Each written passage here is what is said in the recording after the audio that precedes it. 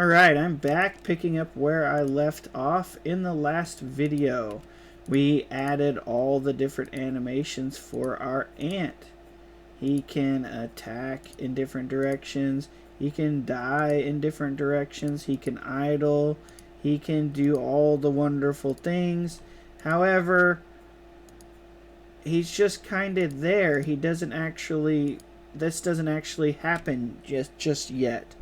So we've got the animations in the ant, but we can't really use any of them, and it's really slow and tedious to click all of these and press play. So we're going to make a little script that'll roll through all of the different animations, and we'll make that happen. Okay, so let's go to the ant farm first. I've got nothing on the ant farm for right now. I want to go ahead and put my ant in the ant farm. So instead of hitting the plus sign for a new object, I'm going to hit the link button for adding an old object or something I've already created. And the thing I want to link in there is going to be the ant. I'm going to put him in, and I'm going to move him into the center of the screen. And then I'm going to go ahead and size him up because I want to check out all of his different animations. So I'm going to size him up 5 times. There we go. So he's getting pretty big there. I'll put him in the middle of the screen, so if I hit play, I should be able to see my big ant in the screen. There he is. I don't like it when you maximize and then the screen gets big like that. I'll show you how to fix that right quick. Go to Project Settings, Window, and then over here under Stretch Mode, you want to change that to Viewport. Alright, so then I'll go back. And now when I maximize it, the screen just gets larger or stays smaller when I get smaller. So there we go. Got my ant in the center of the screen. I've got my code attached to my ant. There's my animations. Let's make it where this ant will play the different animations so we can watch him. Alright, I'm on the ant scene. I'm going to click on the animation player. Over here on the right hand side, if you go to this side over here, right next to hit node and inspector history, click on node, and you'll see some different signals.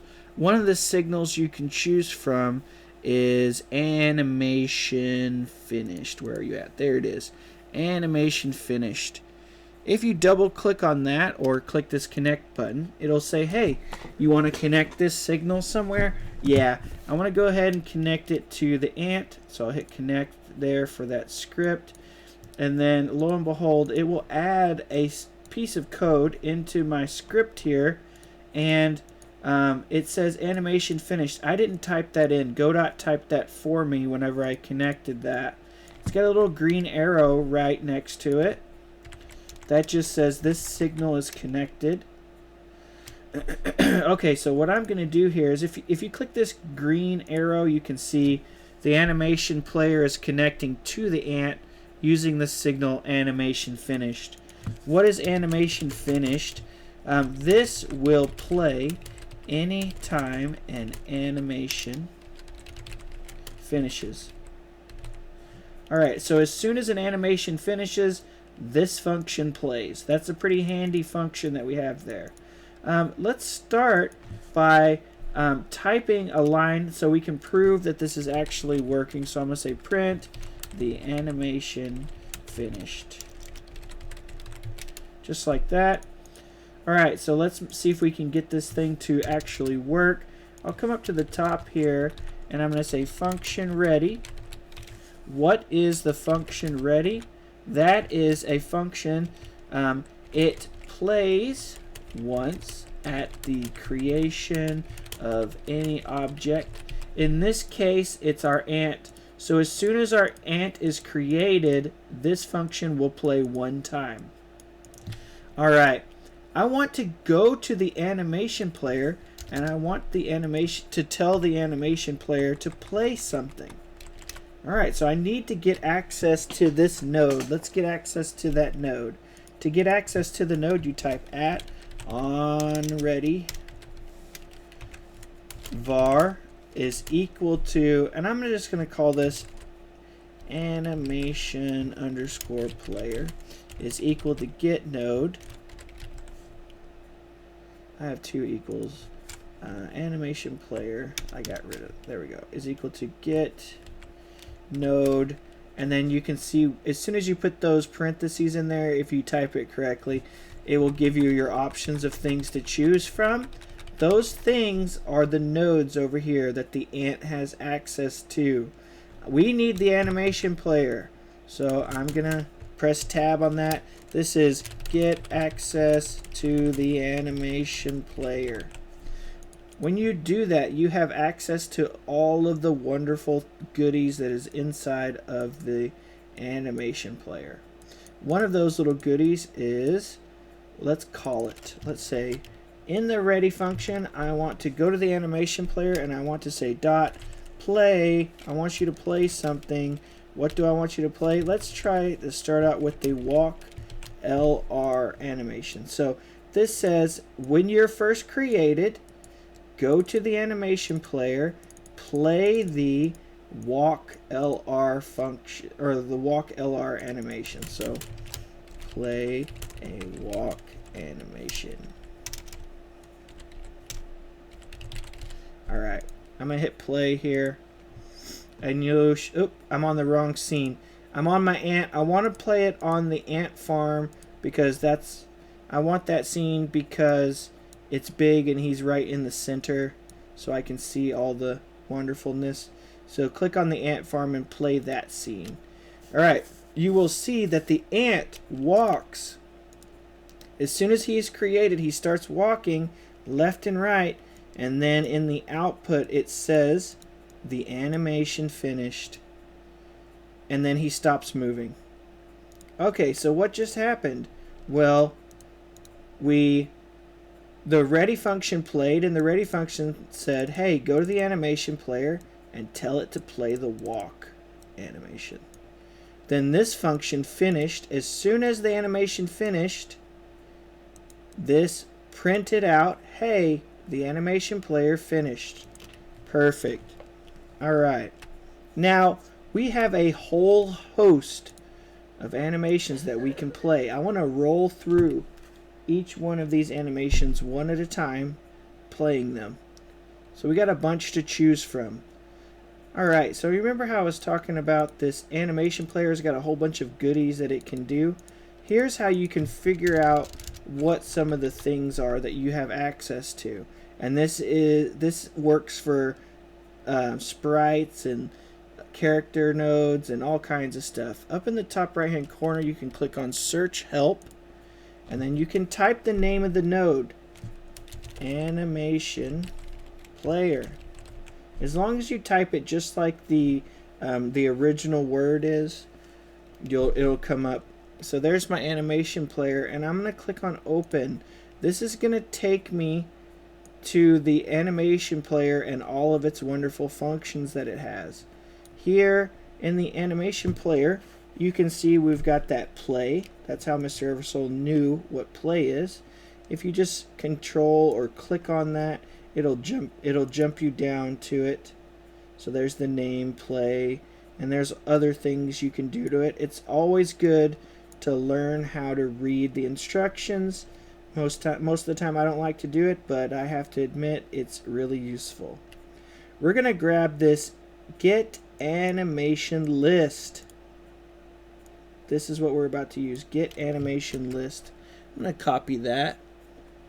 I'll go back to my script. I can click on the script thing here, and I want to just know what the different animations are. So I can say print something from the animation player. I'm going to use that function that I just saw in that instructional section, in that help section. What, or I should say, tell me what animations I have. Okay, so if I hit play, the animation player is going to play walk left and right. When the animation finishes, it's going to tell me the animation finished, and then it's going to print out a list of all the different animations that I have access to. There they all are. They're all listed out. Alright, let me give you a crash course on what a list is in programming. This is very useful It's on the Python certification test, and it is highly helpful in programming. Let's make an example. Example list. So if you don't know what a list is, let's make our first list. We're just going to take a small excerpt out of this. So I'm going to grab a couple things. I don't need all of them, so I'm just going to highlight. Let's grab all the way to right there. Alright, the way that this works is we have our list. The other list down there was longer. We're just going to use this example list. The way a list works, the things inside of the list are stored, and these are called elements. So this is our first element, and it is in the 0 address. Its address is 0. If you want to find this one, he is located at address 0. If you want to find attack diag up, he's at address 1. If you want to find attack down, he's at address 2, 3, 4, oops, that's a 5, and so on. They just keep on going depending on how many things are in your list.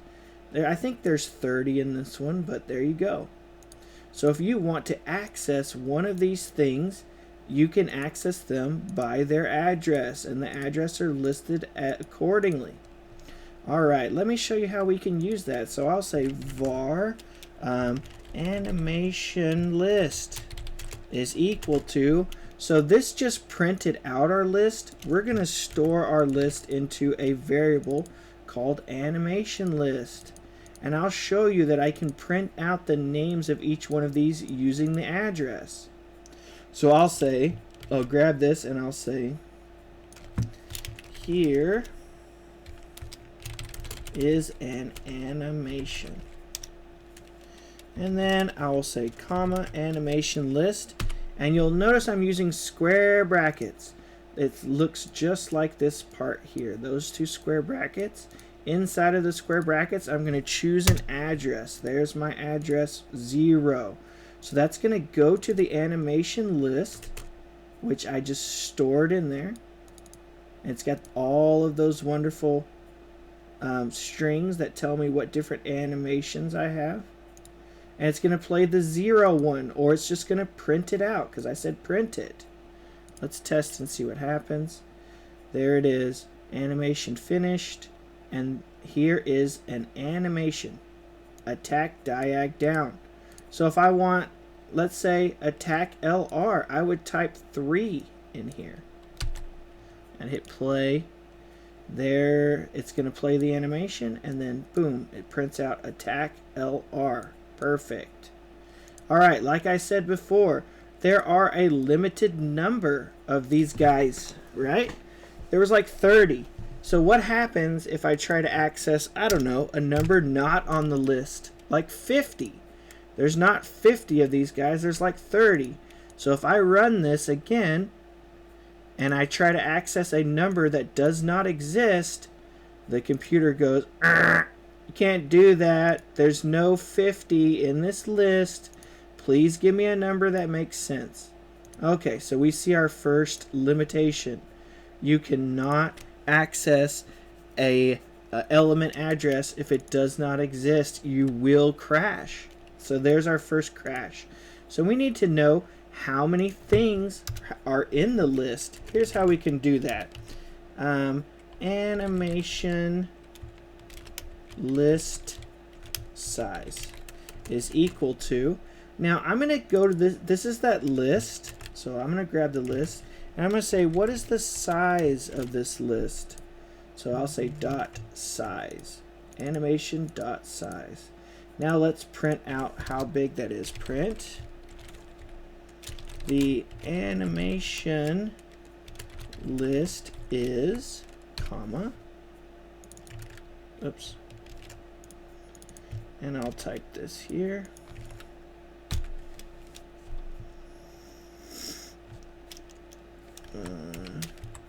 I don't know, this is probably a bad way to grammatically say it, but it's gonna work. So alright, so I'm just gonna print out the size of my list here.